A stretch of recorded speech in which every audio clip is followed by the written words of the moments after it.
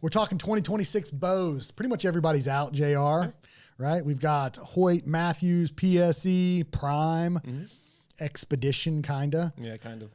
Bowtech's a little later not until 2026. Yeah, actually 2026. ATA. So that's it, guys. We're covering all the new bows for 2026. So welcome back to the Archery Project. I'm your host, Zakk Plasica, and I've got Mr. JR back in here, and we're going to cover it all. There's a lot to break down. Once again, it's another fantastic year. Yeah, always. Yeah. I'm always impressed, right? There's always new things that drop and you don't think it can really get any better. And there's always something new that I think is pretty intriguing. And I think 2026 is full of some pretty good upgrades to some of the bows. Yes. What is yes? Especially with, honestly, it's not really getting more to performance. I mean, it kind of is, but it's more of the tunability aspect of everything. That's where everything's kind of gravitating towards, in my opinion. I agree. I think that's been the big shift, right? It's all shifted towards almost like toolless tuning. Yeah. Not so much toolless, but there's not as much required in order to tune these bows. That's honestly less effort at this point. Yeah, 100%. And essentially, it should make it easier for the end user. But at the same time, if you don't know what you're doing, you can mess up a bow real quick. You can make a massive mess. So it can be kind of a hand-in-hand for both, for companies. It can. And I think it's great for shops too, right? Like it really cuts down like the process. You know, people don't got to wait as long in order to get their bow tuned and set up specifically for them. Like when it comes to shimming a bow, right? Whenever you have to break a bow down completely, pull the axles out, pull the cams out, put a shim on, try to hold the shim. Yeah. I mean, it's a process in itself. And as a shop, it just really takes some time. And then if you're somebody at your house that does your own tuning, let's say you have the capability, again, it's just very intricate. Yep. So that's the big changes that I think we've seen. And I think one of the big ones is Hoyt this year, right? The XTS tuning system. It seems like it's going to be a really good system. We haven't played with it a whole lot, but it's a massive change to the Hoyt lineup, I think. And it really, I think it's a fantastic upgrade. Is it an upgrade enough to justify going from an RX-9 to an RX-10 though? Or an AX2 to an AX3 in your opinion? I mean, with the new tunability, I would say yes. Yeah. It's going to make it so much easier for you to get those micro tears out if you need to, micro tuning. So I think it will be a great system. And, you know, with Hoyt, they do extensive testing with their dry fire testing and all that. So it should be a robust system that should last as well. Yeah, I agree. They're usually, and that's one of the things we were talking about last year. They're like late to the party, right? Like as far as tuning goes, but like you nailed it perfectly. They make sure that they put everything through the ringer and they're not going to jeopardize something that's going to fail, right? If they don't put it to the test. Like you said, 1,500 dry fires on their bows before it comes to production and goes to the end user. It's got to go through those rigorous tests in order for them to put it and bring it to market. And so there's no question in my mind it's going to be a great system. The thing about it that's interesting, though, is with the XTS system is you can still shim the bow. Correct. Right? So the XTS system is more for what they say you're micro tuning. So right out of the gate, obviously the bow's got to be set up correctly. Everything's got to be level. The bow's got to be timed, tuned, and whatnot. But once it's set up correctly and you shoot that arrow and it goes through paper, if it's greater than an inch, they still recommend you shimming the bow. Right. But if it's within that inch, you should technically be able to take out all the tuning issues within the XTS system. Right. I was playing with it yesterday and I'm still trying to figure it out, but it seems like it's a nice system. It should work really well with what you're talking about. I was almost thinking like if you have a 1/2 inch tear, I'd still almost shim the bow personally. And then that way you can still just kind of micro tune as you need. So I think it'd be a great system though. That makes sense. They're saying most people should not have to shim the bow now, which hopefully, yeah, we'll find out as we get more shooters on the Hoyt bows. But Hoyt has been super popular this year already. It has, yeah. Honestly, more so than what I thought it was going to be, because I figured, it's not a whole new riser design. It's not a whole new cam design. It's literally they make very small, subtle changes each year. And the change this year was the XTS tuning system. That was the main change. Right. And I didn't think that it was going to be enough to really, move the needle for them and sell Hoyt bows. But that has been, I think, the most popular bow so far that's released. Yeah. We've already sold like 4 or 5 of them. Yeah. And we've had a couple of custom orders that came in too, so it's awesome. Normally it's, I have to say it's normally Mathews that's like right out of the gate. That's what I was referring to. Yeah, that's what I was. Yeah. I figured Mathews would have been more of a demand, but it seems like it hasn't been for us. Yeah, I mean, we have still quite a few Mathews already, but it's not where we normally are. So it's a kind of a weird year for that. So, but I'm excited for it. You know, I love Hoyt bows, especially the AX333. I was shooting that quite a bit the last couple of days, and I actually really enjoy the draw cycle on it. The bow feels really good post shot. Yeah, it's just it's a great feeling bow, and normally I gravitate towards carbon bows, but like if I were to shoot Hoyt this year, I'd go with the AX333. So I'm on board with that. I think Hoyt's aluminum bows are they're awesome. They just feel really good. They hold really well. They're not overly heavy. They're not the lightest aluminum bows on the market, but as far as like design and feel and grip, I think Hoyt aluminum bows just are fantastic shooting platforms. Yep. They have some interesting new colors, which I really want to see. We haven't seen them yet. The Georgia clay. Yeah, we haven't seen that one yet, and I know we have one coming, so I'm excited for that. From what I've seen in the pictures, have a handful, I think. Yeah, from what I've seen in the pictures, though, it looks like a sick color. I like it a lot. It's interesting though, because I was kind of unsure how the public would receive it, and it's been received very, very well because it's red. It's a red bow essentially.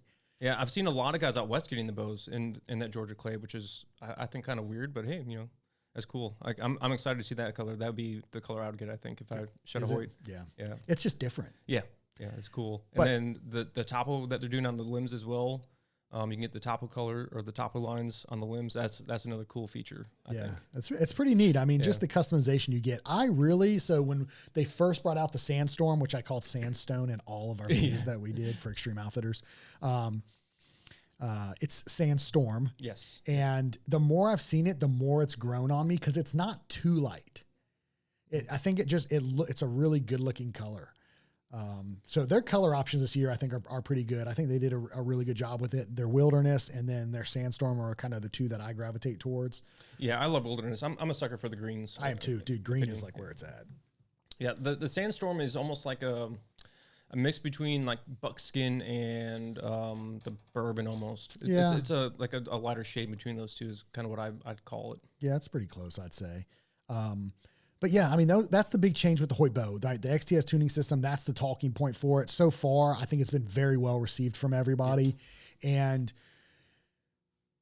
I mean, you've got a lot of options with it. I'm hopeful that majority of these bows don't have to be shimmed. Me too. As far as going out, like setting them up for a customer, just because that shim is still kind of if the tool always breaks. Yeah, it does. The Hoyt tool always breaks when it comes to those. I mean, ours never have lasted. Yeah. And then you got to try to hold those shims in there with like a little pick or something like that. And it's kind of a pain. But the system is tried and true. It's incredibly durable and robust. You can't break it. Right. Yeah. I mean, even with our dry fire test we did on that RX-8, nothing happened to the shims. No, at all. So, it's perfect. Yep. Since they're made out of aluminum, so yeah, it's great with that. But yeah, I mean, luckily though, like I've shimmed a lot of those bows in the past, so I can get them done pretty quick. But, yeah, you're fast with them. Every ordinary person, it could definitely be a pain. I can see it. Yeah, if you don't do it all the time, and if you don't know what shim you need to go to, if you got to keep breaking it down because you're unsure based off the tear that you get, you're going to be chasing your tail. It'll make a tuning process from 10 minutes to an hour. Yes, very easily. Yeah. So, Hoyt. Already like big demand for them right out of the gate. I think more so the aluminum side is what I've seen. And just, I think the price point on them is for aluminum bows. It's in line with everything. When you move to the carbon side of things, it's just, your premium bows, $2,100, $2,000 plus doll hairs for it. So, but it's when we talk carbon, I think PSE is like when we look at everything, king of carbon, I think is no denying it. I think PSE is the king of the carbon world at this point. Oh, yeah. They introduced the Sicario this year, which has been the bow of the year. It's been the talk out of anything. That bow is a brand new bow brought to market. It's a 33-inch axle to axle bow with a 5 1/4-inch brace height, which is smoking fast. An IBO of 357. Yeah. And you hit 360. I hit 360 one time, consistent 355. So it's hitting numbers, and we've said it in the past. PSE always hits their numbers. PSE does always hit their numbers. It's honestly insane how fast that bow is. And the thing that makes the Sicario different, right, because it's a speed bow. There's no denying it. It is a speed bow. And when we talk about speed bows, they're typically pretty unforgiving, pretty rough draw cycle, just not a fun bow to shoot, not an easy bow to shoot. And I was shooting the Hoyt RX10 Ultra beside the Sicario. And the FDS cam on the Sicario is significantly smoother than the RX10 Ultra, and the speed on it is insane. Yeah. It's very, very surprising, honestly, because I've got some videos. I got to do some comparison videos that I'm actually going to be doing between the RX10 Ultra and the Sicario. That's where we got them set up. And I really didn't. I had shot the Sicario. We had shot it earlier, but I haven't shot it much since. And then I picked it up and shot it again and was just honestly so surprised at the cam system. PSE cams, like, in my opinion, when it comes to just a complete package, they do a really good job. Very smooth. They're not overly aggressive. They roll over nicely. There's a very nice back wall. The valley is, I think, almost perfect on the bows. And then the speeds that you get out of them are pretty untouchable. I mean, for everything that you get. The interesting thing, though, going back to the Sicario, is the brace height. Yeah, it's very short. Not trying to change gears, but, you know, one of our guys here, Taylor, he bought a Sicario, and he's already killed a deer with it. And oh, did he? Yeah, he got one. He went up towards Fayetteville, I think it was, or something like that, Raleigh, on a hunt, and he killed a deer up there. But he said shooting at 60, 70 yards, he's grouping extremely well. I shot his bow a couple times, and it does feel really good. Yeah, and so that right there, you know, PSE is big on their full draw stability system. So the FDS cam is not that. The FDS cam is a force distribution system. Right. So that FDS cam is new for PSE. They've replaced the EC2 cam. And what it is they've recessed the posts that the cable's on. So there's more of a even distribution on the axle. And then the big change for the cam, in my opinion, is the let off and the draw stop. Yes. Right. So let off is now 75 to 85%. Yep. And then the draw stop is a one solid footer piece that's flush. There's nothing you can lose on it. It's much better than what the draw stop was on the EC2 cam. Yes, that was the biggest upgrade, in my opinion, for a small feature. You know, that was the biggest upgrade that they made. Absolutely. The draw stop. Absolutely. And it's really, really impressive just how well the Sicario shoots with that system. When we talk about the full draw stability, that's what PSE is talking about. Like, obviously the Sicario is going to be less forgiving than a Mach 33, right? Or an RX10 Ultra. Right. It's going to. There's no doubt about it. It's a speed bow, but it is going to be significantly easier to shoot than any of your speed bows ever. Right. Yeah. But that's going back to like we're talking about with the FDS system, the full draw stability, you know, because it's a 5 1/4 inch static brace height, but the dynamic makes it almost 6 1/8 or something like that. So it's increasing 7/8 of an inch, if I remember right or correctly. Yes. It's increasing 7/8 of an inch on top of for that bow, it's in 7/8 of an inch is what it increases. So, which is crazy to think. But Hoyt is also known for, they don't advertise it like PSE does, but their cams are designed really well too. That increases your dynamic brace height. Correct. So, both killer systems. But the Sicario, when we talk about, like, if you want performance, if you want speed, if you want flat trajectories, you want to shoot a heavy arrow fast, you want any of those things, the Sicario, hands down, this year is going to be it. And it's still a surprisingly very, very forgiving, just very good shooting bow out to distance. I mean, that's already been tested by some of our guys who, like you said, are shooting out 70, 80 yards and, you know, stacking arrows. So and I was happy. Yeah, I've talked to other customers too and other people, and they've said that they've loved the Sicario. And I know probably about 5 people now that have a Sicario, and they freaking love it. Yeah, we've sold a bunch already. Yeah, we have. Yeah, I think it's going to continue to be a very popular bow. It's different. One of the big concerns though with the Sicario as well is, that thing's going to get you. Dude, they're aggressive, man. It's like, it's hot and cold here. I know. One day it's 30 degrees, and then in the afternoon it's 78. Yeah. The Sicario, the brace height is one of the concerns a lot of people have, right, as far as vane configuration. Yes. Because that's one thing you're going to have to take into consideration with that bow specifically, because it is so short. Like 5 1/4 inch brace height when you look at it, you're like, and then you put a rest in there, like there's not a lot of margin for error. So anything within like those really long vanes, you're going to have to be careful with. Max Stealths, Max Hybrids, they're going to hit your rest, especially if you're on a cable driven. It's going to hit it. Yeah, you just got to take into consideration the rest you're going to run on that bow too. But throw a Hamsky on there, like that's what he did. Threw a Hamsky on. No issues. No problems. Yeah. I think Hamsky, I mean, it's not so far to the rear of the bow that it takes away from, there's enough space. Right. And with your launcher staying down too, you're not going to have a problem with that too. Yep. But any cable driven rest, I mean, you could still run it, but I would probably recommend to not raise your launcher until you shoot. Yeah. That makes sense. Just let it draw back. No, that makes sense. So yeah. PSE's other big change, they kept the Mach 30 and the Mach 30 in the lineup. They just put new cams on them. Yeah, the 30, 33, and 35. You can still get the EC2 cam, but I would say might as well just get the new FDS cam. There's no reason to stick with the EC2 cam in my opinion, because when we tested all these bows, right, EC2 cam beside the FDS cam on all these platforms, and the draw cycle, when you feel it, is just as good, as smooth as the EC2 cam in my opinion, and you gain the performance. Yeah. You don't gain as much performance in the Mach 30. Correct. Yeah, that's what from our testing. Yeah, we haven't seen any big increase in speed, but it's still. I would get the new FDS cam 100%. Absolutely, it's equivalent to the EC2 cam as far as speed. You do see a massive speed gain on the 33 though. You gain 10 to 12 feet per second consistently, and they're saying that has to do with the way that cam was designed. It's the most efficient on that 33-inch bow, because when you look at the Mach 35. The IBO on that bow is actually slower than it was from the EC2 cam, and the brace height's shorter. It is, yep. Yeah, they were, what was it, about a quarter inch shorter, I think, for most of the brace heights now? Right about a quarter inch shorter. Yeah. So you get right about the same speed. But PSE also, it was interesting, I talked to them the other day, when it came to IBO, they had a plus or minus of 4 feet per second with all of their previous IBOs.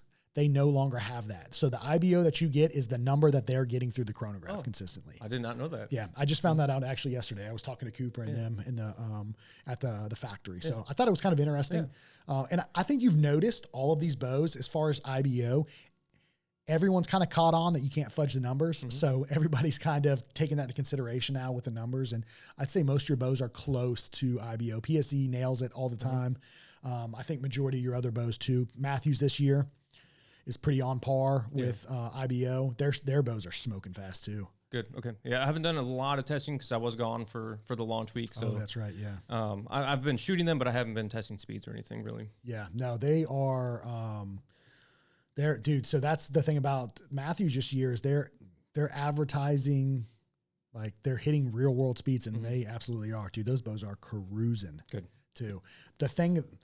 Like we talked about the FDS cam, the Valley on it's great. The Valley on the Hoyt, I think, is probably the most forgiving, almost a little too forgiving, like on the RX-10 to me, right? Yeah, I can definitely relate to that.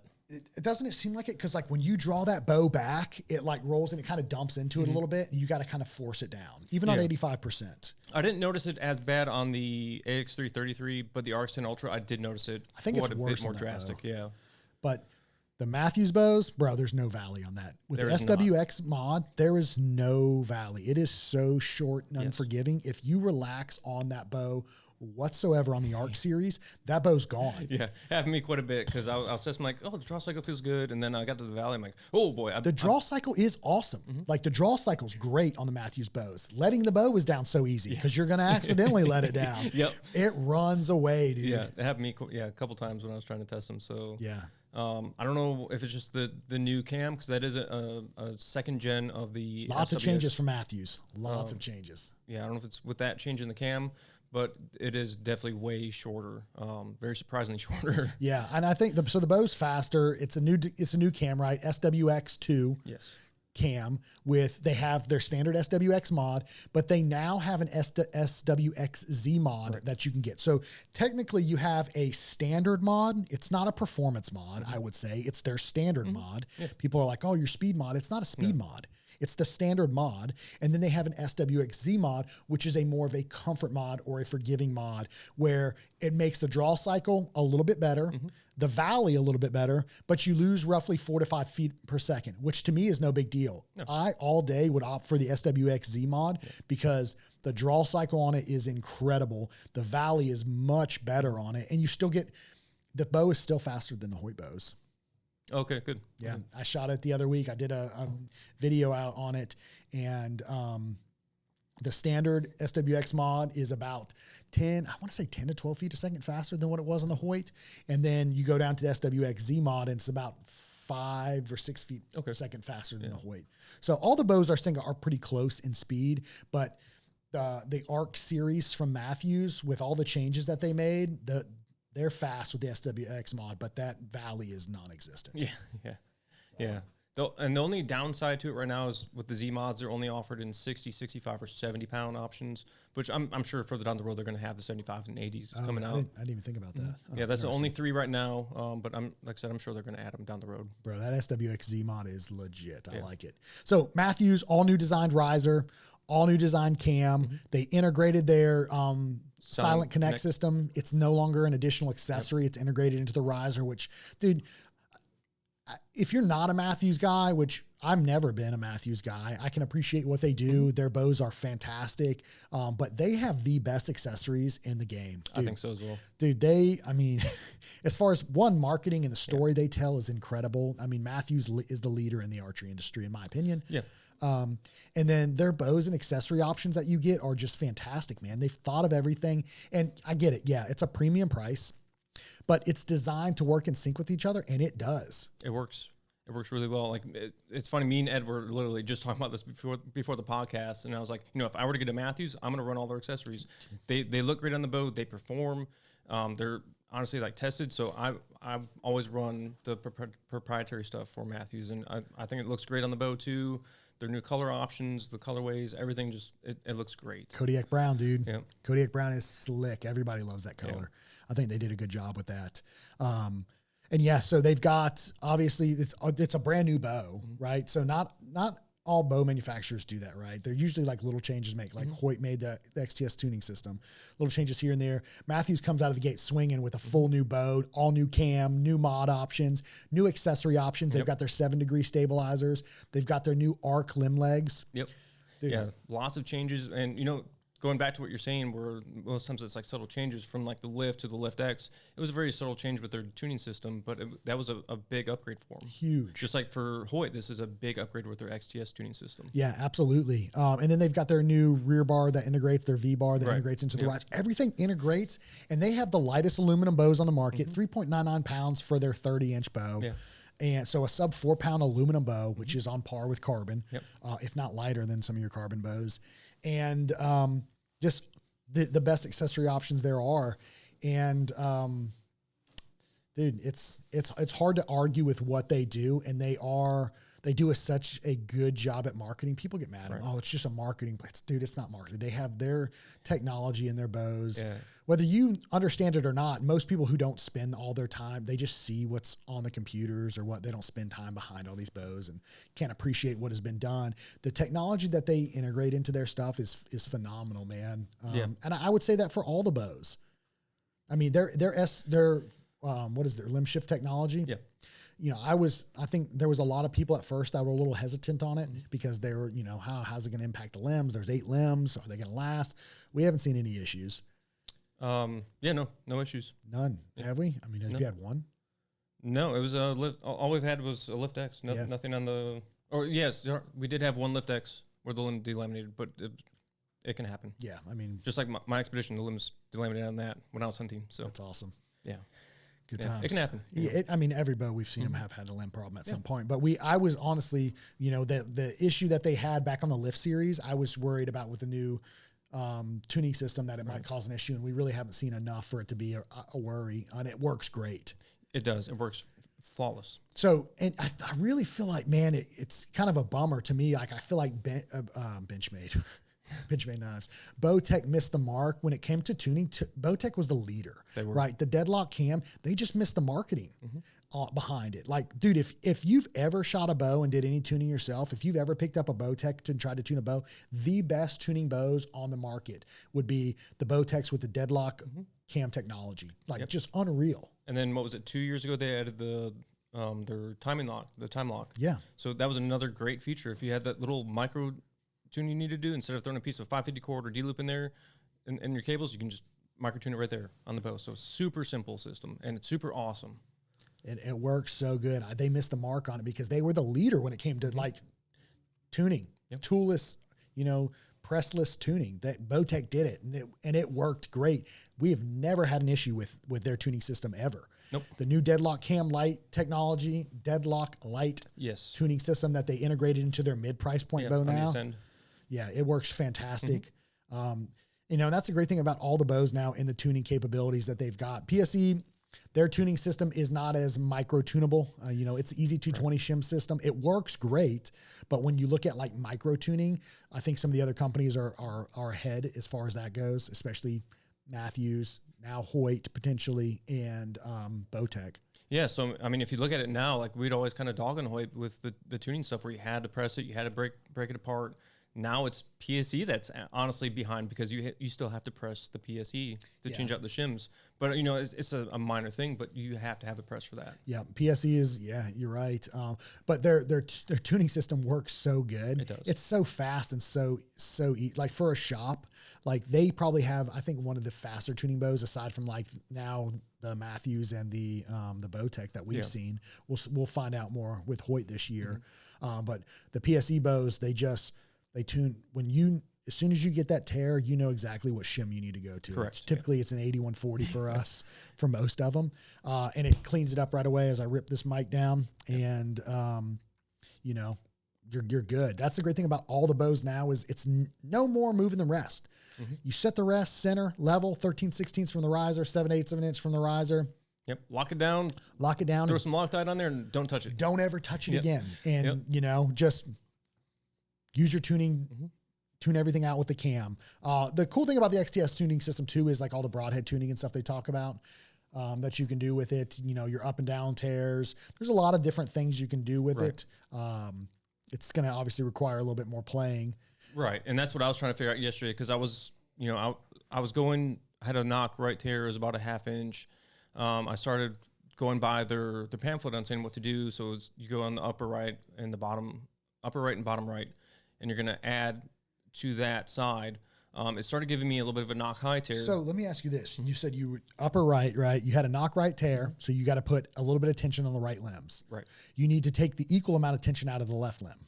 From what I've been reading, it says you don't have to, but I was doing that as well. Okay. And that's what was actually making my vertical tear worse. Interesting. So what I wound up doing was I took a little bit out of the top and added a little bit more to the bottom right. And that seemed to help, but it still wasn't quite perfect. But I didn't get enough time to finish playing with it. But so far, I think it'd be a great system, especially if you are getting some of those micro knock highs or knock lows. You can adjust that by changing the deflection. Interesting. Yeah. Well, like I said, all this stuff, it takes a little bit of time to learn. It does. I mean, there's a lot of different bows. We carry we carry all the bows. Yeah. So we got to kind of be versed in all of them. So yeah, it's very, very interesting. So far, everything seems to be working very well. You know, Prime dropped their new bows, the Divide series, which I was a little worried about first, right? So we talk about the Prime. They had the Form last year, which in my opinion was honestly, it was a flop. They didn't do well. We had no demand for them whatsoever. And then they introduced the Divide this year.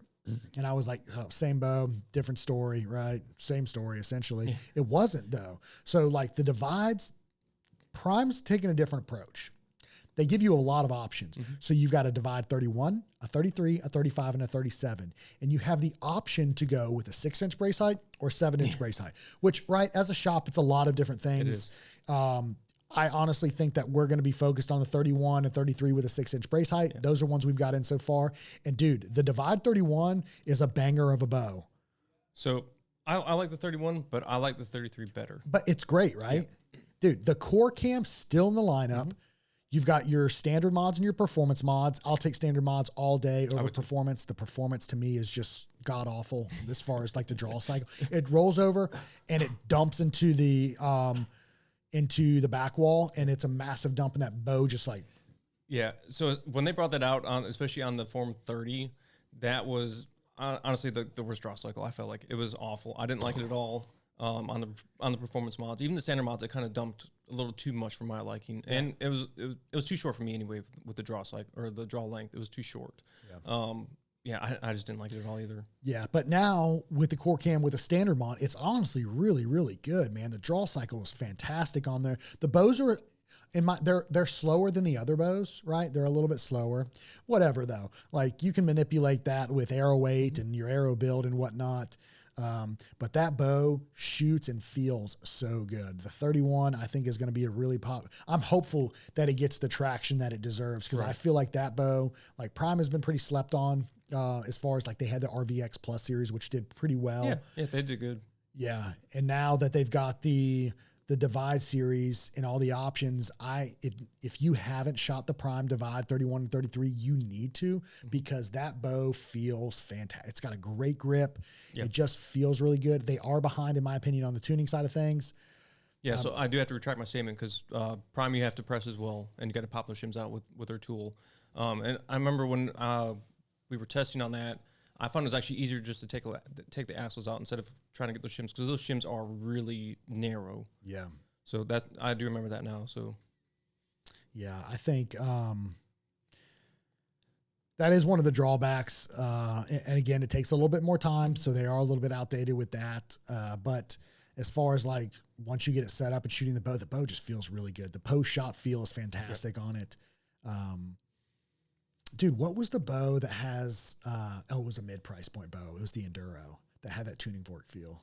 Yes. Yeah, it was. It was none of the flagships. No, yeah, everything I've shot so far this year has been awesome.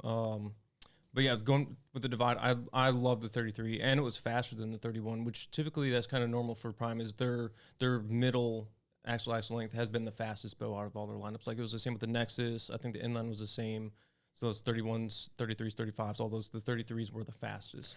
The biggest issue, though, with the Primes is their draw lengths, especially like a 31. It only goes to 29.5 inches with a 6-inch brace height. You can go to the 7-inch brace height and get a little bit more draw length. So that's something you would have to do, but you sacrifice a little bit of speed because, like, let's take a look at the Divide series. Yeah, but I mean, if you want a good performing bow that's going to be very forgiving, I mean, you could definitely go with that 7-inch brace height, and that way you're going to get that extra draw length that you need if you need it. Yeah, because if you go to the 7-inch brace height, you go... It goes to 30.5, I want to say. Hold on, am I looking at this right? 31, 7-inch brace height, draw length to 32, 27... That's got to be in the 35 or the 37. Hold on, what's their 33 7-inch?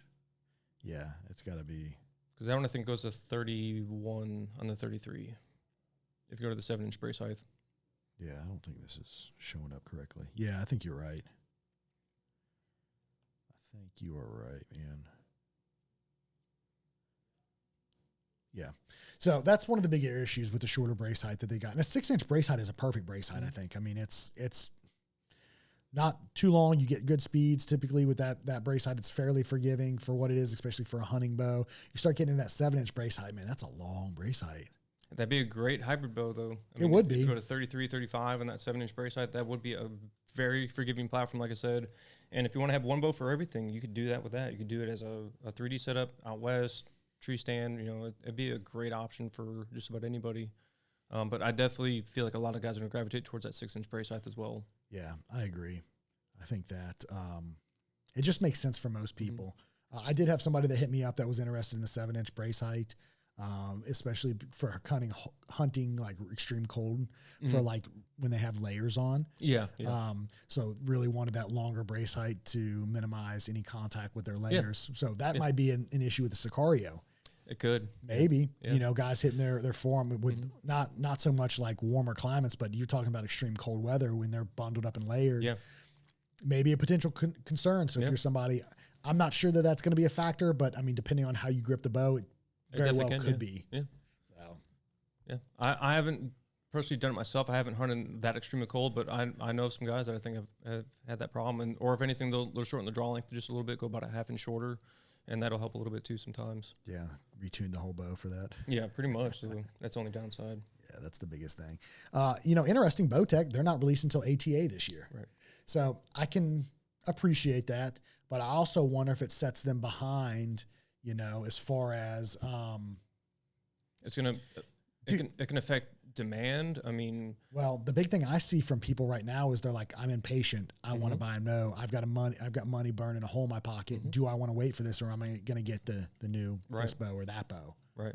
Yeah. So I mean, I've heard some stuff from my rep. I'm not going to leak anything, but we'll see for Bowtech. I mean, like I said, it could be a double-edged sword for them. You know, it could be a great thing, especially for ATA, because they're opening up to the public this year. So they should hopefully, if there's a lot of traffic going to ATA, that'd be a great thing for their exposure. But at the same time, they're behind on the power curve because all the other bows have already launched.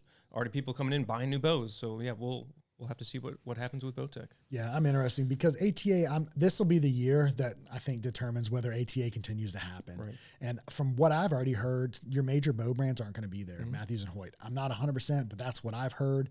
I know PSE will be there. Okay, good. That has been confirmed. But the other ones, man, when you don't have a Hoyt and Mathews on site for the biggest archery trade shows, right, that's a problem.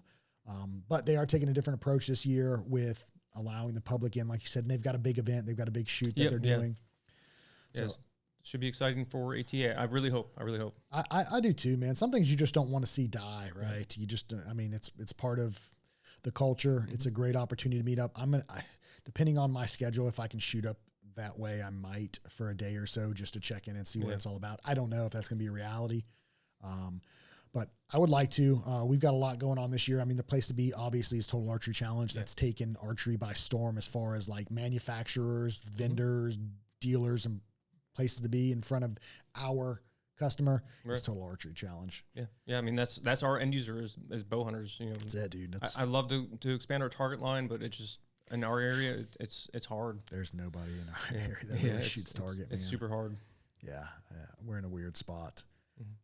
So I don't know. I'm curious to see what Bowtech has. I'm really hopeful because I feel like they always have such great like technology. Like they're kind of like leaders when it comes to like especially the tuning side. The Core series I think did pretty well. The SS and the SR did well. They were good bows. The Proven 34 not so much for us. Yeah. The Virtue, not so much. It's just a premium bow. I mean, it comes with some killer stuff, right? Like their hardware. Yeah, it was awesome with the setup, but yeah, it was a hard sell, unfortunately. Yeah, it really was. But and the other thing about Bowtech, they offer, I mean, there's so much configurations that you can do as the owner of that bow, whether it's tuning it yourself with their Deadlock technology, it's micro tuning their grip lock. You can adjust the grip perfectly for you. And then you can run their mods on either a comfort or performance setting, depending on the bow that you're running. Like the SS could be great on performance in my opinion, but you go to the SR, the Virtue. I didn't like those on performance. They just really dump. They did. Like a noticeable dump, but you gain 10 feet a second almost consistently going from comfort to performance. Yeah. The Proven 34, that wasn't bad on performance. Yep. That was a pretty forgiving bow, I think, especially with the axle length. It's a big bow. It was very big. Yeah. And then you had the long draw version on that or the standard draw. So yeah, I think Bowtech has everything nailed. It's just like we've talked about, their marketing is not there. I feel like a lot of the brands are kind of behind with it. Like, dude, I mean, if there's anyone you want to emulate, it's what Mathews does. I mean, they just do they've got a bow in everybody's hand. They sell such a good story, right? They tell a story with what they're doing without hard selling you something. It's almost like when I compare it to like milk, like Got Milk, right? Yeah. It's like the absence of the product, right? It's like Mathews does a good job because they're not just like hard selling that product. It's like painting this picture and, you can put yourself in that position, right? You can imagine yourself there on that hunt or on that journey with that bow in hand, and they just do a fantastic job with it, and they're everywhere. They are. And they back it up with a killer product. Yep. So Hoyt does a good job too. They've got some stout guys behind their bows as far as like bow hunters and stuff go, advertising. And, Hoyt's a legacy brand. They've been around forever. Like hands down the toughest bows in the market. Yes, 100%. You can't compete when durability wise. A Hoyt bow with a Spot Hawk sight with a Hamskea rest. I was just gonna say that is arguably like the best. Like that will last you forever. Yeah, if you're gonna go out in the backcountry and you're gonna be beating it up, that is the combination. It's hard to deny that, man. Those are three brands right there that are known. You could put them through the ringer and they are going to come out superior every time. Like that. You can put them through anything and it's going to perform. Outperform. Yeah, no doubt. So yeah, I think it's hard to deny that, man. They are bulletproof. Yeah. So. Wasn't it Cody Griffin that said a couple of years ago, like he was hunting somewhere and he was trying to climb up this little mountain or something or little hill, and he lost his footing, and he used his sight to actually pull himself up. I would not doubt it. I think I remember him saying that. So Cody, if you're listening, let us know about that. Yeah, no doubt. Yeah, that's funny. No doubt. You know, one of the things I was hoping for, so like we carry like all of these brands, right? Like it's been important for us as an archery shop at Extreme Outfitters to be able to offer all the brands, not the brands that are just super popular that you are easy to sell, right? Mathews and Hoyt are pretty easy to sell. The other brands require a little bit more effort, but I think it's important to the archery industry to carry those brands, right? Obviously the inventory is not as deep, but those brands they're good bows that shouldn't be slept on. They deserve to be put in people's hands, and that's what we do. Right. And I'm a little bummed right now that we don't have our Xpedition bows. You know, we were supposed to have those already. That's a newer brand for us. Which I think deserves to be, again, put in people's hands because they're really great shooting bows that offer a lot. Yeah. Super awesome. You know, I tried them when I was at one of the first tacks I went to. I was impressed by them. You know, I wasn't impressed by the price point. They're pricey. They were. So they have dropped their price point, which is awesome for them. But yeah, just the bow, it shoots really well. It feels really good. It's very lightweight with that Magnite riser. So it's a up and coming company, and I'm excited for them, but I'm also bummed that we don't have ours yet. Yeah, because I would like to put my hands on one to actually see it. So I did get to shoot the new bow when you were gone in Kentucky on your hunting trip. I was very impressed by it. Best way to describe it is draw cycle feels just like a Mach 30 or Mach 33. Draw cycle fantastic, very smooth. It felt just like an EC2 cam or even the new FDS cam. It was very smooth. The tunability on it, they have a new tuning system as well, so it's going to be a pressless system. It goes on the back of the limb tip. You just take out screws, you move your shims as you need, put it back on. So does it seem pretty solid? It seems super simple and solid, so excited for it. There are colorways that they do. You can Cerakote, so many options. You can do the cams, the limb pockets, different riser colors, limb colors. They have so much configurations. Plus their string systems. I mean, they're running the ABB Platinum string still. That's an awesome string system. What's the price point on those? Those go for $200. No. What's the price point on the bows? 14. So it's in line. It's in line with an aluminum bow. Yeah, I think it was $14.99 is the MSRP on them. So I mean that's a huge value that you get, right? If you're looking at like end user, like consumer buying a new bow, the value that you get so Prime, you get strings for life, right? They have their Shield program. Yep, Shield. Great offering from Prime.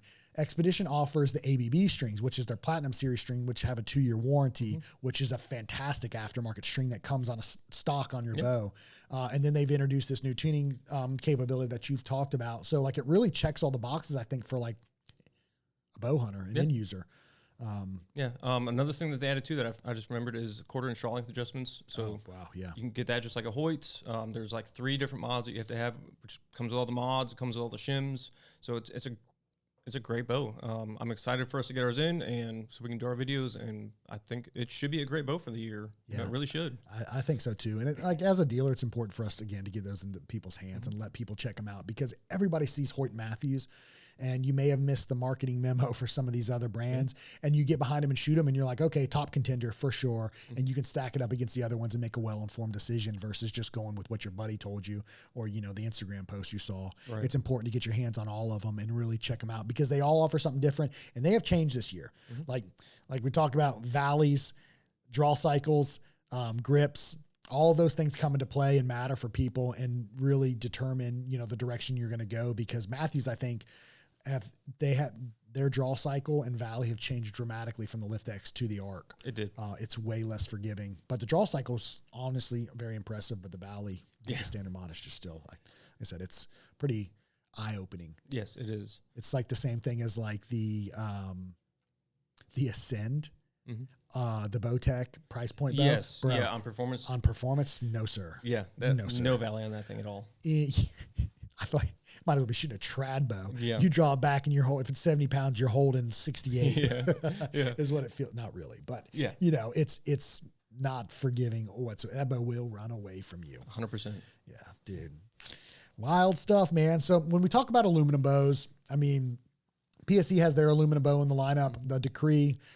I really like the Decree, especially with the new FDS cam. I just think that FDS cam that they introduced on all the bows dramatically improved the performance of the bows and the feel of the bows, and carrying it onto the Decree in their aluminum line, fantastic. I wish PSE would do more with their aluminum, but you know, they put pretty much majority of their eggs in the carbon line, that basket, right? You know, that's their emphasis. They're a Target carbon bow brand, is what they really focus on. But they have a slept-on aluminum bow, which is the Decree 31.5-inch axle to axle bow. The IBO on it's like 347, so it's smoking fast. Again, it's a perfect ATA length, I think, for most bow hunters, and it's a little bit heavier. I think it's in line with most your aluminum bows. They're right at 4.25 to 4.5 pounds for most of them. Obviously, Mathews is a little bit on the lighter end, but when we talk about aluminum bows, there's a lot of really great options this year. There is. You know, and a lot of different ATA options. ARC, you got the ARC 30, the ARC 33, or 34, excuse me. Hoyt, you've got the AX3 29, the AX3 33. You've got the PSE Decree, the 31.5. Then you've got the, well, they're more of a hybrid. The Divide. You got all the ATA lengths. 31, 33, 35, 37. But what do you think about, I mean, as far as aluminum bows go this year, out of all the ones you've shot, I mean, what's your, who do you have your eye on? Would we include Xpedition in that? I mean, that's not aluminum, that's Magnite, but it's still in the price point. It's in the price point. So I would assume, I would categorize that as aluminum because we're looking more price point than I guess. Yeah. I was actually really impressed with the Xpedition. You know, I'm shooting that currently. The AX3 33, I was very impressed with that. The Divide 33. So I typically like a little bit longer axle. I'm a little bit longer draw length too, so I like that a lot. But the Decree, when we had that last year, even the Evolve and the what was the other one? The Fortis. Yeah, the Fortis. I was very impressed with their aluminum bows. Honestly, very impressed with them, especially the Decree. It was a 31.5-inch axle bow. It's going to be great for just about anybody on the market to be able to shoot it, and it should be a great performing, great shooting bow. And yeah, I've said it in multiple videos. I think that's like one of the most slept on bows. And it did really well in the outdoor life testing. Well, that's what I was going to say. It was the most accurate platform out of all the bows tested last year for, was that 2025? Yes. Yeah, the 2025 test. The Decree was the #1 when it came to accuracy. And that goes back to, I think, their full draw stability and just how well those bows perform. And it's on the shorter side, a 31.5-inch ATA. It outperformed 35s. Yeah, but 33s. I mean, it's what, it was 6.5-inch brace height. So with their effective brace height, it was like 7.5 almost, or 7.25. Yep. So it's, yeah, it makes sense. Yeah, it does. So I mean, what do you think? I mean, top 2, top 3 bows? How do you stack them up aluminum wise? Overall, I would say the AX333. I would probably call that #1. I want to shoot the Xpedition more, because I only got to do a few shots with that, but that was right up there. I'd say probably #2 or #3, and then it'd be right there with the Fortis, I think. The Fortis? Or I'm sorry, the Decree. The Decree, yeah. Well, what do you think about the ARC? I like it, but I'm not a fan of the Valley. So that's my biggest drawback from it this year, is the Valley of that bow. But I mean, when you put the SWX Z mod on it, it does make it so much better. Right. So, and I think that puts it up as a top contender. You know, Kevin Dueling, he just bought the ARC 34 today, actually. He really, really likes it. But he's a Target guy too. Yeah. So he's all about, you know, he likes holding a little bit more weight on the back half. And I mean, what can you say about the Target guys? I mean, most of my stuff now is 80%, like my Xpedition, that's an 80% cam. I haven't moved my Levitate yet, but I normally have that at either 85 or 80, typically 85. So I am used to holding a little bit more weight. It's just that Valley is super short. So short. But I do love Mathews as well. It is so hard to ping what would be #1. You know, that's where we say it all the time, is like, you need to come into a bow shop, especially if you can come here, try out all the bows and see what you like. But yeah, just for my impression so far this year, I would say, honestly, I put the AX333 first, and then it'd be a toss between the Decree and the Xpedition. There you go. Okay. I like it. I do, man. Yeah. Based off the bows that we've seen now, I always gravitate towards the shorter bows, man. I've got the 33s. I like my my Mach 33, but dude, I go back and pick up my Mach 30 and I'm like, dude, I can't miss with this thing. Yeah, you shoot that really well. I shoot it really, really good, man. And it feels really good. The string angle for 28.5 inches, a 30-inch bow is awesome. Yeah. Especially if your focus is more hunting. It's bow hunting specific, dude. Yeah, it's a no-brainer for you. Yeah, I really, really like that bow. But when we talk about aluminum bows, man, so I've just been messing with the Decree a little bit, and I shot the Hoyt bow, and I think the Hoyt bow is awesome too. I would agree with you. They're 29 and 33 both feel really, really good. Haven't shot the Xpedition, so I have no input as far as that goes. The ARC, I really like the Mathews bows. And like I said, I'm not a Mathews bow guy, just based off everything, like the system that you can build out with them. Yeah. But again, it comes down to the Valley. It's just really short. And for me as a bow hunter, it's a little too short. I would definitely run the SWXZ mod on it. But that, dude, I'm with you, man. It's a very, very difficult decision. I really like the draw cycle on the Decree, the FDS cam a lot. I like the durability side that the aluminum bows that Hoyt brings. Their tuning system's pretty interesting to me. I'll definitely have to play with it more. Dude, I don't know, man. It's like, it's tough. That's a very, very, very tough. I mean, I'm the one asking the question. Now I've got myself stumped. I don't know. You could go any way with any of them, man. It's when it comes to accessory options, like Mathews wins. 100%. Mathews wins. I think Hoyt is a pretty close second. Yeah. Like their accessories that they've come out with. So their Ghost Stick 2.0, fantastic. You have to be able to fold your Ghost Sticks or stow them easily, and they do a fantastic job with that as a bow hunter. So nothing's in the way, right? Something that's fixed on there, pain in the ass, like as a bow hunter. Not as someone that does 3D or something. So I think their Ghost Sticks are awesome. All of their integrated low profile stuff. They've got really great stabilizer options. Their new stabilizers they came out with are super nice.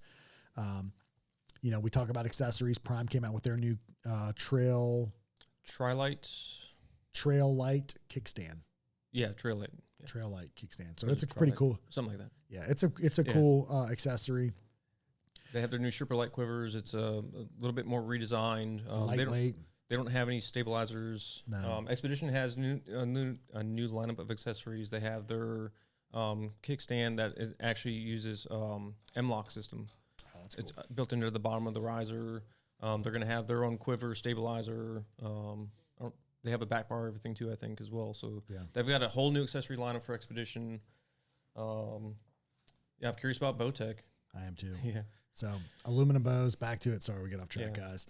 Hoyt, I mean, did a really good job this year. I think they shoot very, very well. The tuning system's great on them. They're durable. And then Decree, I encourage you to go. If you haven't shot the PSE Decree, you're missing out, dude. The FDS cam on that bow, you get really good speeds out of it. It's a little bit heavier, but the bow holds really great. They've got a great grip.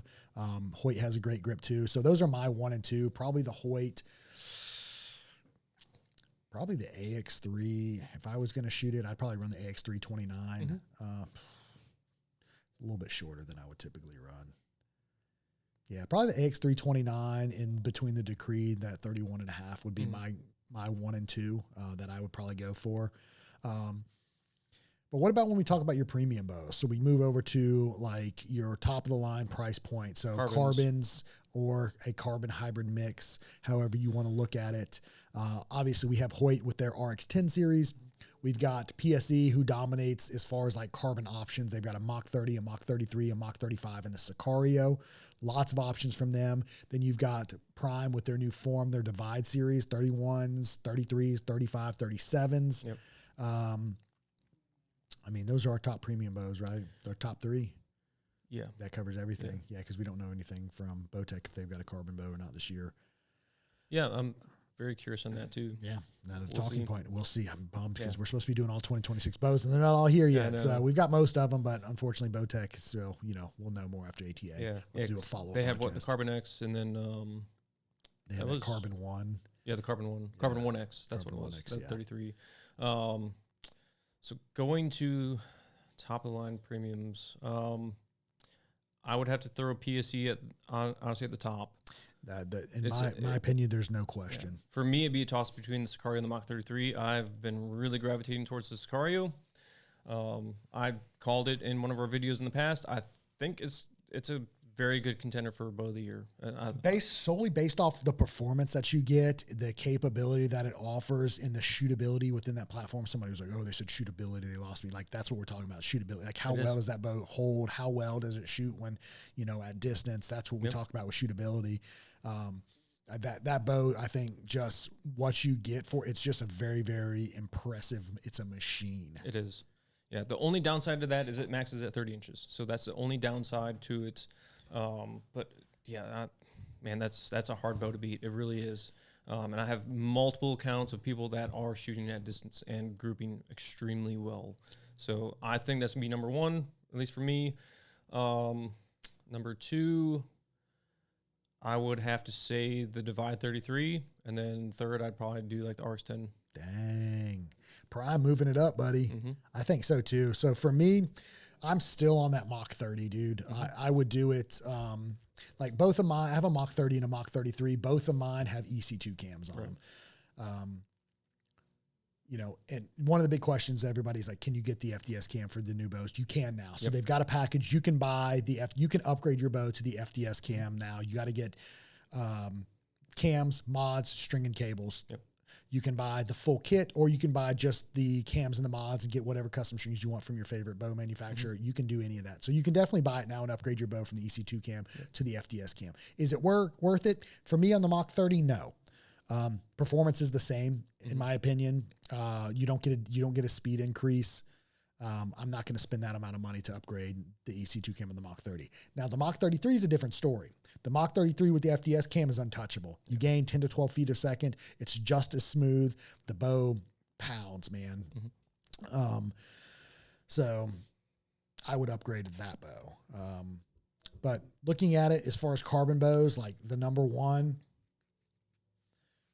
for me, I'm going to stick with my Mach 30. I would stick with a Mach 30 or a Mach 33 with the FDS cam, because the Sicario, I think that's a bow that somebody has to spend time behind, right? So if you're somebody that doesn't shoot a lot and you just pick the bow up, casually shoot, I don't think that's the bow for you, right? I think it's going to require a little bit of basic fundamentals and shooting capability in order to shoot it well. It's a short brace height. It's still going to make it more challenging to shoot than a Mach 33. Right. Yeah.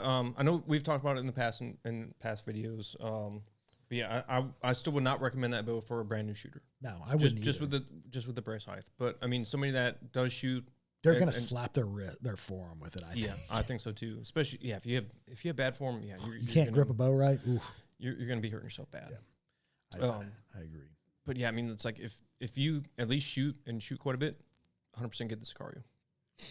That's what I would say. I agree. Yeah, it's great. I mean, for me, I'm going to opt for that Mach 33 with the FDS cam. I as a bow hunter, I want as forgiving as a setup as I can build. Right. And that's from my arrow build to my bow build, right? And I understand I could gain more speed, and speed is not a final factor. It is a major factor for a lot of people, especially guys with shorter draw lengths. That's why a heavier poundage option or a bow that's a little bit faster is a great option for people that have shorter draw lengths or want to shoot a heavier arrow. But for me, that speed is not justifiable for as far as like the forgiveness in a bow. Like I would opt for that Mach 33 every time, just because it's got a little bit longer brace height. It's got a longer dynamic brace height. Right. So everything is greater on the Mach 33 than the Sicario. And the 33 for me just shoots really, really well. Number two, I think would be like a Mach 33, then like a Sicario or excuse me, a Mach 30, Mach 33 Sicario. Yeah. Would be my top ones. And then, dude, that Prime, the Divide series, not the Form, the Prime Divide series, that 31 is a banger, dude. That 31 shoots really, really well, and so does that 33 with the 6-inch brace heights. I think that should be a top contender as well, and I think a lot of people need to get those bows in their hands and feel them, because Prime did a really, really good job with those bows. Yep, I agree. Yeah, so. And then RX-10 series for me is just not enough justification to go from, like, if you had an RX-9 to an RX-10, in my personal opinion, for me. Now, if you have an older series, maybe an RX-7, RX-8, going to an RX-10 makes more sense. It's just there wasn't enough. And that tuning, like, once the bow's tuned, like, you don't really have to tune these bows a lot. So that's where it comes into, it's like, my bow's already tuned as an RX-9. I'm not gaining any more performance out of it. Why would I go to the RX-10 if the bow's set up and tuned?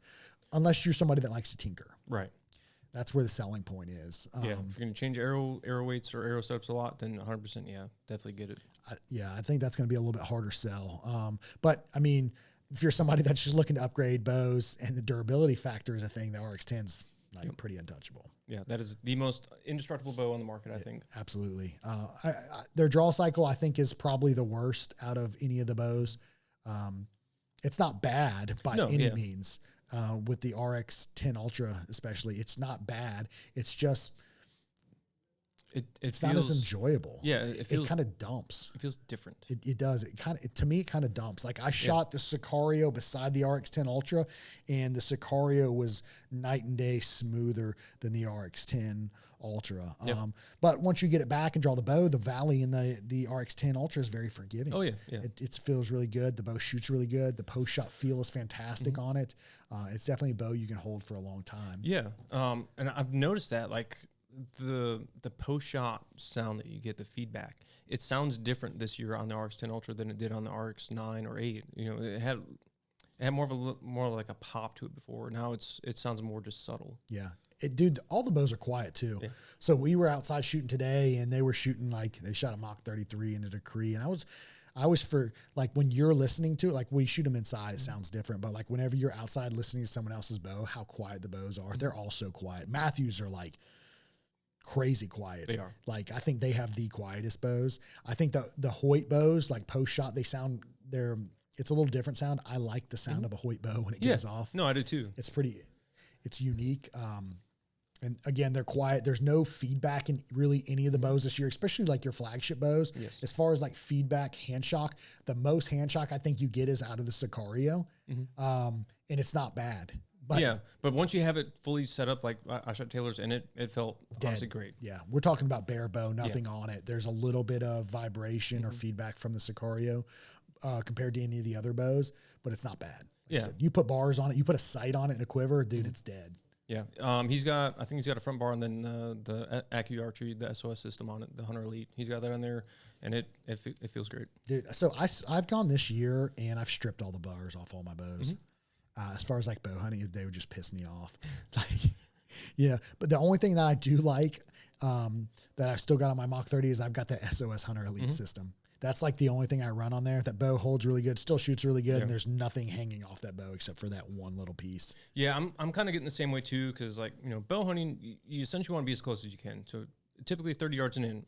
For that, I don't think you really need a stabilizer. But I mean, I just typically leave my 12-inch bar on because I do like to shoot a lot of distance as well. So I'm just kind of lazy sometimes, just leave it on. Yeah, no, I don't blame you, man. I think you got to figure out what works. And it's dude, and there's one thing I know with bow hunting. Nothing is permanent, right? Every year there's changing, it's evolving as you kind of develop, and how your hunting style or your shooting style or whatever kind of evolves. Nothing's set in stone. So one thing I've noticed with all of the guys, like even from trail camera strategies to hunting strategies to the way they shoot their bow to the accessories on them, they'll change every year. And we're guilty of it. So I don't think anything is ever set in stone. I think it's something you're constantly going to be changing and evolving and building off of based off whatever it is you're doing and the style of hunting you do. I know every year there's something I change. You know, we see the trends and it's just individual preferences. Right? It is, yeah. I've noticed it with myself too. Like I bought an index release for when I went to Ohio because I knew it was gonna be super cold. I'm like, I don't want to bring my hands out trying to get my hinge, so I'm like, I'm gonna get an index release just in case. Yeah, and same thing with like stands, like lock-ons is kind of becoming a big thing again, where it was saddle hunting the last couple of years. Hybrid options now, they're constantly changing. Everybody's kind of looking for that secret thing, whether it's with a bow or accessories or whatnot. And at the end of the day, there is no secret. It comes down to the individual and their capability out in the woods. But quality equipment is definitely key and something that you can really trust and rely on. And one thing we have seen over the past, I would say 2 or 3 years, is just the durability side of the reliability that the bows have. Obviously, things happen, and things can happen with any of the bows, whether it's a D-lam or a splinter or something like that. But we have seen the bows have been pretty reliable across the board, I would say, with the bows that we've sold. I mean, the lift had their issue with their limbs, but they fixed it, dude, like that. And they owned it. And so far, I mean, from them, we really haven't seen any other like catastrophic consistent issues. No. Yeah. We've had, like I said, I think it was one lift X where a limb delaminated. Yeah. And they took care of it, super simple. Super fast. So, yeah, I would say when it comes to the bows this year, you definitely, like we say, you need to go shoot them. And they all really do offer something unique. I mean, if it's worth making the drive to shoot these different bows. It is. And now with the tuning side that all of them are starting to offer, it's worth taking the time to learn to do it. Yeah. Like, because you can fix a lot of your own errors right. or a lot of your own issues once you've dialed in your form and technique. Right. So it's cool, man. Hoyt did a fantastic job with the XTS tuning system. I'm really eager to see how that performs as we get more into the year, because obviously we need more feedback and more people behind the bows to really understand and see how well it does. But there's no doubt in my mind it's going to do well. Yeah. Hoyt is just, I mean, it's a killer brand. It's a legacy brand. They've been around forever. Yep. They've always been a performing brand. They've always been reliable. Yep. And then, Mathews with their limb shift technology. I mean, that tuning system's awesome. Yeah.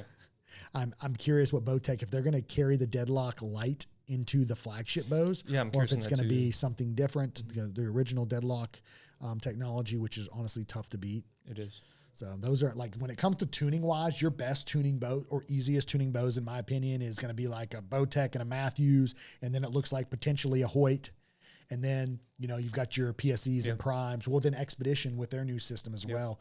So all the bows now really got great systems, but your top like 4, like in there, when we're not talking about Darton, like Darton's not really on my radar. Yeah. I mean, obviously there's a lot of people that really like them. It's just not been a demand for us here.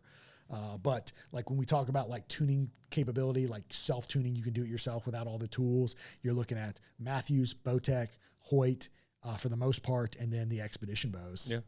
I mean, I guess we could throw in Elite too, but another Elite brand we don't carry, but they have another easy tuning system as well. Yep. So I think they're kind of slept on too, but yeah, unfortunately they're not really asked for here, and we've never been able to carry them either. Yeah, we haven't. I actually talked to one of the reps in TAC. Yeah. We'll see it. Yeah, like you said, we just haven't had the demand for them. And we're all about carrying many as brands as possible. So it might be a brand we bring in the future, depending on, what we see. Right. It'll definitely see, but I mean, lots of great options, man. Mathews again crushes it with the accessory line. Hoyt crushes it as far as durability goes. Performance, you're not going to outperform the PSE bows. Yep. Like, they are performance driven machines. That's in the name. Performance driven. That's what they do. Yep. Prime is definitely creeping up there. We had a slump with them, or I don't know if they've had a slump, but they're definitely back on the radar, I think. For this year, absolutely. Yep. They're up and coming, man. And then Xpedition with the new Next Light series. If we could get them in here, there's just a lot of good options, man. It's tough. I think they all stand out in some way. And like we said, I mean, Mathews as an overall machine, accessory-wise, they're top of the board. When it comes to durability-wise, you need robust. We've got Hoyt. When it comes to, like I said, the precision-driven, just performance-wise, PSE, those are your top 3, I think. As of right now, what we see, those, in my opinion, are the top 3 brands. I definitely agree with you. 100%. Prime and Xpedition they're there. I don't think they're to those those top 3 brands yet. We'll see what this year holds. And then I'm very curious again with Bowtech. I really want to see what Bowtech comes out, because I've always been a fan of their bows, man. They had some of the best draw cycles and again, some of the best tuning capability. But they just seem to fall a little bit behind as far as demand goes for us out here on the East Coast, particularly. So we'll see this year. I'm very curious, because we have not seen anything, which is surprising. Yeah, hopefully soon we'll be able to see the bows soon. Yeah, we shall see. We shall see. So you decided what bow you're going to run this year? I have not. I'm honestly thinking it's going to be a PSE. I'm thinking the Sicario, but Sicario, I might do like what I was talking about. Just put them all on a piece of paper and put them on a wheel somehow, spin it, and shoot an arrow and just see. I don't know. Yeah. That'd be exciting. It'd be an exciting video to make. It will. You know what I wish they would come out with PSE is some grip options for people. Yes. I think that's what. So PSE misses the mark on accessories. That's where PSE really misses. They've got good stabilizers now and quivers. They've done their kill shock is awesome. Their 2-piece quiver is fantastic. But they like every bow needs leg limbs or some kind of stand, and PSE doesn't have it yet. Yep. Drives me insane. That's Hopefully the one soon. thing. PSE. Yep. We need some kind of kickstand. Yep. And it needs to be removable Or foldable. or foldable. It's got to. Like, Yep.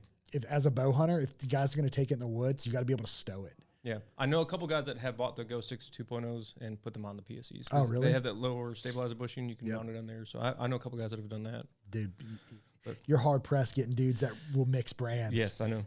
That's like Bowtech stabilizers. They're awesome. Mm-hmm. It's hard to put it on a different brand bow, It though. is. Yeah. Yeah, I don't know. Some spray paint fixes that, though. Yeah, I suppose. You paint it up, it doesn't matter. Yep, yep. Doesn't matter. All the Custom bows, yeah, that's it. Customize. All the bows got great color options this year. Dude, the prime colorways are fantastic. Always. Yeah. They're Brian really likes their Sitka. Their patterns look good. They do. Yeah, they do a good job on their stuff. I like Xpedition a lot because there's so many options you can do and everything's Cerakoted as well. So it's going to hold up. Durability wise. Yeah. Yeah, tough to beat.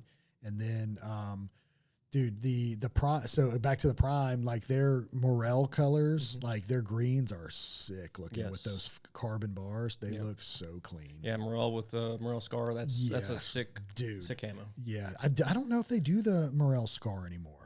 Yeah, I'm not sure. I know they added a new one. It's that Osseo gear. They have a pattern for Osseo. Yeah, they do have Osseo. Oh, but that's pretty cool looking. Yeah, they don't have the Morel Scar anymore. That's a bummer because that's a killer pattern. Yeah, that old tiger stripe kind of. Dude, so cool looking. Yeah. Yeah, I had that in the, was it? That was the RVX.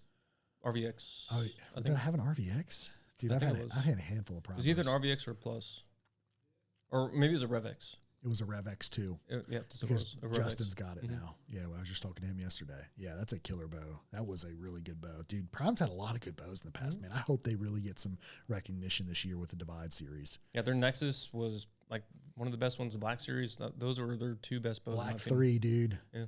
They had a Black 3 and a Black 1. The 31 and the 33 were awesome bows. And then, yeah, the RevX 2 was a great bow. Yeah, dude, they've had some bangers in the past. Yeah. Absolutely. Okay, yeah, so looking back, like, so this is just a quick reference of the carbon bows. The Hoyt Carbon RX10 Ultra, that carbon bow, 33-inch, 33.5-inch ATA, it's 4.5 pounds. Yeah. It's pretty heavy. Yeah. The Sicario, 3.9. That's a 33-inch bow at 3.9 pounds. That's PSE's carbon bows are the lightest bows there are. Yeah. But they're not going to hold up to Hoyt's testing. I can guarantee you that. No. Run that thing over, it's going to be done. Yeah. I think it'll be done. Not even close, dude. And I mean, and there's a big IBO difference from the RX10 Ultra to the Sicario. The RX10's 340, the Sicario's 357. Yeah. Almost 20 feet. Wow. Yeah, that's crazy, dude. Crazy. What else we got? What else is new with any bows? Is there anything we missed? Lots of good options. You want the FDS cam to upgrade your bows? You can get them now. You can get them to your local dealer. So you can definitely upgrade to the FDS cam. It's going to cost you a little bit of money, but it's definitely doable. And you can upgrade that Mach 30, Mach 33, Mach 35 to the FDS cam and get that little bit more performance if you definitely would like to. It's on the market now. Yeah. I don't think we've missed anything else. We talked about Xpedition's new accessories, their new tuning system, which I'm excited for us to get them in. I really am. Yeah, the new price point. So they have dropped the price point, which on is par awesome. with aluminum. Yep. So that puts them competitive now. I mean, they're no longer the middleman where it was like, it's an in between an aluminum and a carbon. It's like they're a premium lightweight bow, different material at aluminum price point. That's pretty big. Yeah. Yeah, Hoyt's new tuning system, I'm really excited for that. It should be an awesome system. Super easy to tune, sounds like. Mathews, they still have all their stuff with all the new accessories that they've added. Yeah, I think we've hit everything.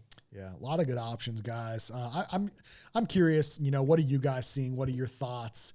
What direction are you guys going to go when it comes to the bows this year? Are you holding out? Are you going to wait for 2027 models to come out? Are you, looking at some of the 2026 bows? PSE has really been the talk. I think Sicario's been the most talked about bow that we've seen. And then once Mathews released that ARC series, that's been pretty popular as well. But surprisingly, Hoyt, the Alpha AX3, dude, we've sold more of those than any of the others, I think. So definitely surprising. So give us some feedback. What are your thoughts? What are you guys seeing? What direction are you going? What's your bow of choice for 2026? Because there is a lot of really great options. Are you going to hold out for Bowtech, or are you just itching to spend your money now? I am very curious from you guys. Me as well. That's it, guys. All right. That's it. We got to get back to work. As always, appreciate you guys listening. If you ever need anything, bow hunting wise, archery wise, you can always head out to our website, extremeoutfitters.com, for all of your archery and bow hunting needs. We can ship it directly to you, custom build your arrows. We sell arrows individually. We do it all. So if you ever need anything, hit the website. And we appreciate you guys listening. Drop some feedback. Give us some, your thoughts on the 2026 bows. Let us know where they stand in your eyes, how you rank them, who's leading the way this year. So that's it, guys. We appreciate you guys watching. Follow along. We will see you guys in the next episode of the Archery Project.